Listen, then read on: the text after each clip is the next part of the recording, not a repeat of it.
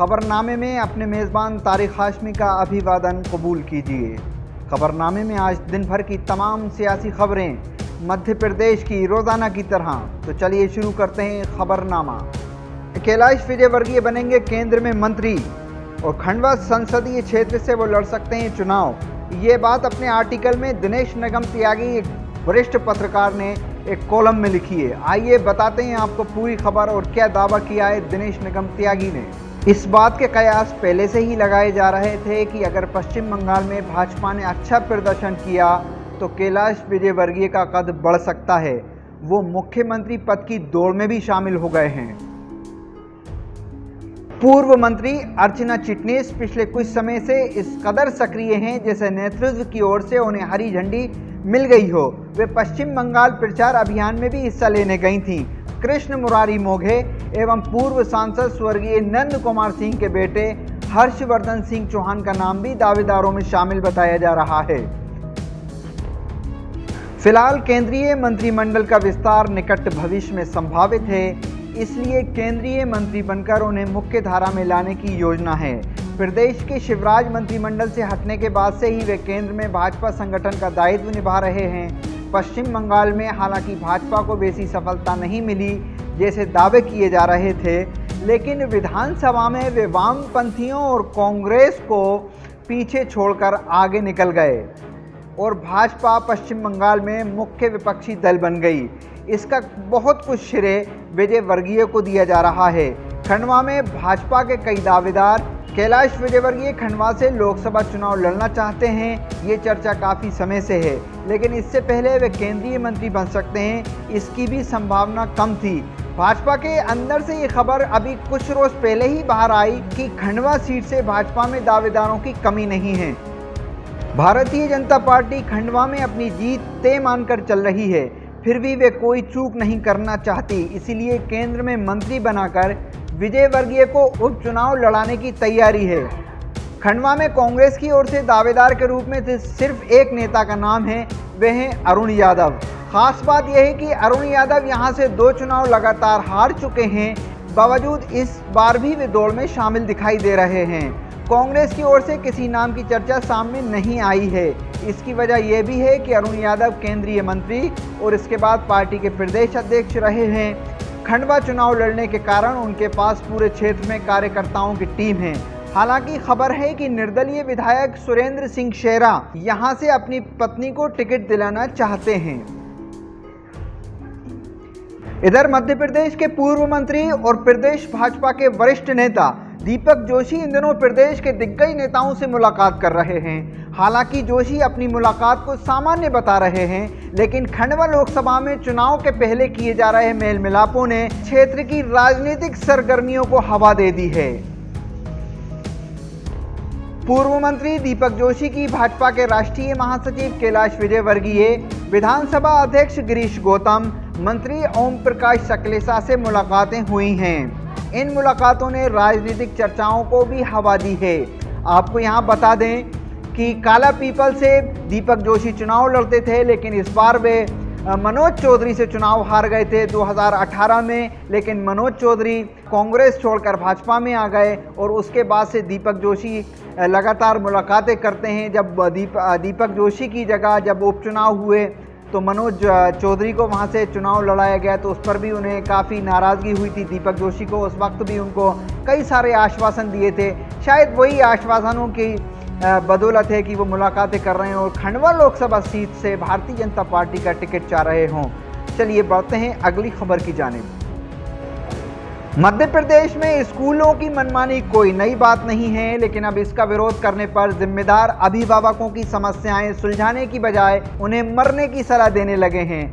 मध्य प्रदेश में पिछले कई सालों से फीस नियामक कानून भले ही ठीक ढंग से लागू नहीं हो पाया हो, फिर भी सरकार को अभिभावकों की बजाय स्कूलों की चिंता है। मंगलवार को जब स्कूल शिक्षा मंत्री इंदर सिंह परमार से अभिभावकों ने स्कूल की मनमानी की शिकायत की, तो उन्होंने अभिभावकों से कहा कि मरना है तो मर जाइए। पालक संघ के सदस्य उनसे शिकायत करने गए थे कि स्कूल बंद होने के बाद भी 1 अप्रैल से ऑनलाइन क्लास की फीस वसूल रहे हैं। और फीस कम की जाए, नहीं तो आंदोलन करेंगे। इस पर उखड़े हुए मंत्री ने ये बातें कहकर कार में बैठकर चल दिए। दरअसल हम आपको यहाँ एक पूरी बात बताते चलते हैं कि क्योंकि स्कूल बंद हैं और 1 जुलाई से स्कूल खुलने की जो संभावनाएं व्यक्त की जा रही थी, थर्ड लहर की अंदेशे की वजह से स्कूल अभी 1 जुलाई से फिर नहीं खुल रहे हैं। बच्चों को स्कूल न जाए इसलिए उनको ऑनलाइन पढ़ाई की जा रही है। जो प्राइवेट स्कूल हैं वो फीस वसूल रहे हैं। उसी के विरोध में अभिभावक संघ जो है मंत्री जो राज्य शिक्षा के मंत्री हैं, स्कूल शिक्षा के मंत्री हैं, उनसे मिलने के लिए गए थे। मंत्री जी नाराज़ हो गए। जब अभिभावकों ने कहा कि क्या हम मर जाएं, तो उन्होंने कहा आपको मरना है तो मर जाइए। दरअसल मामला ये है कि अभिभावक ये चाहते हैं कि जो प्राइवेट स्कूल हैं वो अपनी फ़ीस को कम कर दें। लेकिन साहब भी दूसरा पहलू हम आपको बताते हैं कि सरकारी अधिकारी और सरकारी जो नेता मंत्री होते हैं, जो सब कुछ होता है, जो पूरा तंत्र होता है सरकारी, वो ये चाहता है कि भाई प्राइवेट स्कूल की शिकायत उनके पास लेकर ना जाई जाए। अगर आप सस्ते दामों पर या सस्ती पढ़ाई अपने बच्चों को कराना चाहते हैं तो आप जो है सरकारी स्कूल में अपने बच्चे का दाखिला कराइए, ये एक उनका मानना होता है। लेकिन स्कूल, अगर आप सरकारी स्कूलों की बात करें तो वहाँ पर कई सैकड़ा बच्चों पे 4-4 मास्टर, 3-3 मास्टर होते हैं। ऐसे हालात में अभिभावक कैसे ये रिस्क लें कि वो सरकारी स्कूलों में अपने बच्चों का दाखिला कराएं। चलिए बढ़ते हैं अगली खबर की जानिब और देखते हैं क्या है। सोशल मीडिया प्लेटफॉर्म ट्विटर ने भारत के नक्शे से छेड़छाड़ करने पर देश की सियासत गर्मा गई है। सड़क से लेकर सोशल मीडिया तक लोगों का गुस्सा फूट पड़ा है और इसकी कड़ी निंदा की जा रही है।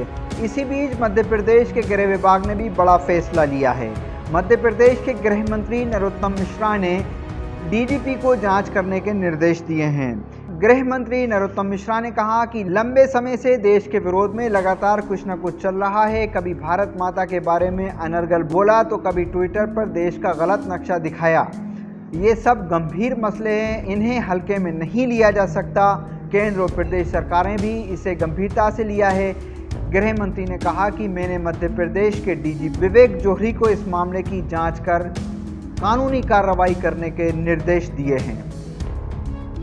मध्य प्रदेश की राजधानी भोपाल में आज मंगलवार को मुख्यमंत्री शिवराज सिंह चौहान की अध्यक्षता में कैबिनेट की अहम बैठक हुई। इस बैठक में 1 दर्जन प्रस्तावों को मंजूरी दी गई। कैबिनेट बैठक में ऑक्सीजन प्लांट लगाने के निर्देश जारी किए गए हैं। इसके लिए 50% की सब्सिडी सरकार की तरफ से दी जाएगी। वहीं किसानों को राहत देते हुए सोलार पंप योजना को भी स्वीकृति दे दी गई है। चलिए बढ़ते हैं अगली खबर की जानिब। मध्य प्रदेश सरकार ने फैसला लिया है कि 15 जुलाई तक मौजूदा कलेक्टर गाइडलाइन की दरों पर ही संपत्तियों की रजिस्ट्री होगी। यानी अगले 15 दिन तक मौजूदा कलेक्टर गाइडलाइन से ही संपत्ति की खरीद फरोख्त होगी। इस संबंध में कॉमर्शियल टैक्स डिपार्टमेंट ने आदेश जारी कर दिया है।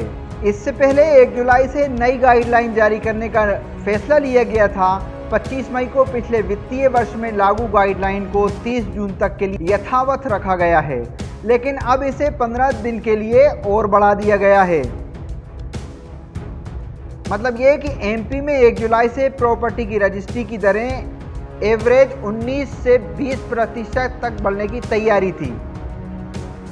हमेशा सुर्खियों में रहने वाले ऊर्जा मंत्री प्रद्युमन सिंह तोमर आज फिर सुर्खियों में हैं। उन्होंने एक बयान दिया है जिससे खूब सुर्खियां वो बटोर रहे हैं। उन्होंने कहा है कि पेट्रोल और डीजल इसलिए महंगे हो रहे हैं जिसके फायदे से सरकार लोगों को दवाइयां मुहैया करा रही है। सुनिए प्रद्युमन सिंह तोमर का ये बयान, क्योंकि वो हमेशा नया कुछ करते रहते हैं। कभी खंभों पर चढ़ जाते हैं, कभी वो नाले में कूद जाते हैं। आज उन्होंने एक बेहतरीन बयान दिया है महंगाई को लेकर। सुनिए जरा बयान को। पासपोर्ट पे डिपेंड मेरा ये कहा कि वो मैंने बात नहीं दी, महंगाई है, पर क्यों वो महंगाई पेट्रोल डीजल से जो पैसा आ रहा है किसी व्यक्ति विशेष के नेता के घर जा रहा है क्या? वो पैसा घूम फिर के उस गरीब व्यक्ति के काम आ रहा है जिसको जरूरत है, जिसके बेटे को इलाज की। माफ करना, मध्य प्रदेश में अब एक पूरी बात कर दूं, जरूरत है उसको इलाज की, जरूरत है उसे शिक्षा की, जरूरत है आज जो लोग भूख के मारे काम नहीं कर पाए थे कोरोना महाकाल में, उसको देश के लोगों को निःशुल्क इलाज दीपावली तक का माफ दिया जा निःशुल्क दिया जा रहा है अनाज। इसकी ज़रूरत है, जो देश के लिए ज़रूरत थी उस पर निर्णय हमारे देश के प्रधानमंत्री यशस्वी नरेंद्र मोदी जी ने लिया है। और जब ज़रूरत पड़ेगी तो हम निश्चित रूप से ये संकट से दौर गुजरेंगे तो हम अन्य चीज़ों पे भी चिंतन मनन करेंगे। खबरनामा में फिलहाल इतना ही। अपने मेज़बान तारिक हाशमी को दीजिए इजाज़त। अपना दोस्तों, रिश्तेदारों और आसपास के सभी लोगों का ख्याल रखिएगा। बहुत बहुत शुक्रिया।